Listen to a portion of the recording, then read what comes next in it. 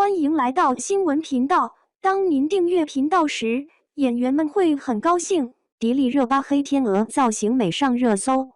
命运如同手中的掌纹，无论多曲折，终掌握在自己手中。当迪丽热巴身着黑色深 V 长裙，佩戴着价值千万的迪奥 Belle Dior 系列日月星辰项链，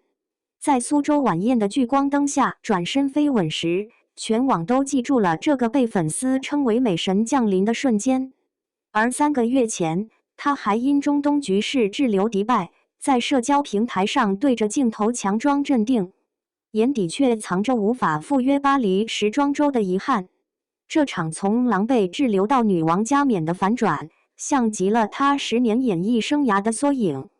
2013年。刚出道的迪丽热巴在《安娜尔罕》中饰演被命运裹挟的新疆少女，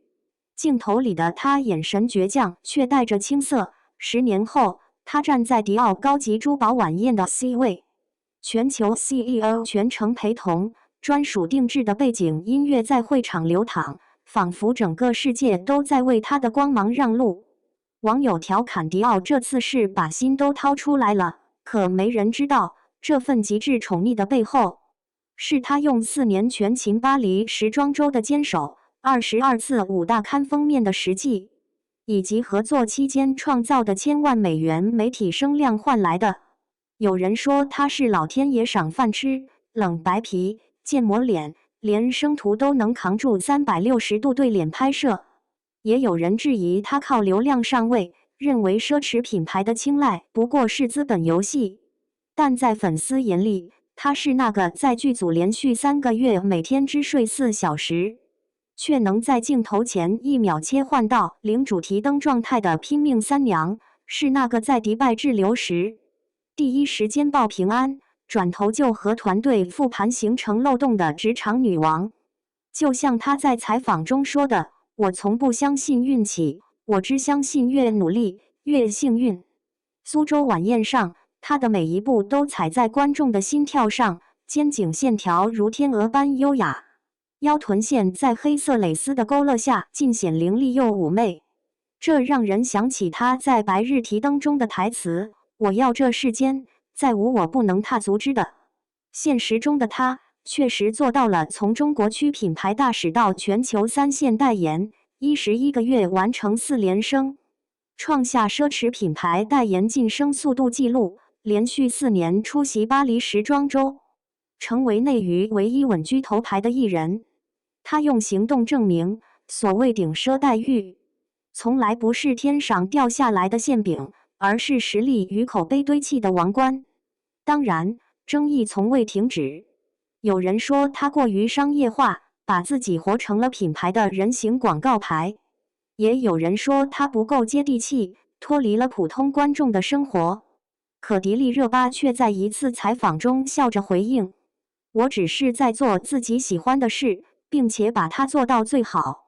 至于别人怎么说，那是他们的事。”这种任尔东西南北风的生活态度，像极了她佩戴的日月星辰项链，以星辰为骨，以日月为魂，在变幻莫测的娱乐圈里做自己的护身符。从迪拜的滞留风波到苏州的封神之夜，迪丽热巴用一场华丽的转身告诉我们，生活从来不是一帆风顺的坦途，而是充满荆棘的冒险。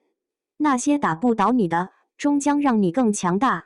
就像作家三毛说的：“心之何如？有4万丈迷津，遥亘千里，其中并无舟子可以渡人，除了自渡，他人爱莫能助。”迪丽热巴的女王养成记从来不是童话里的灰姑娘逆袭，而是一个普通女孩用10年如一日的努力，活成了自己想要的样子。如今，她站在苏州晚宴的聚光灯下，接受着全世界的赞美与掌声。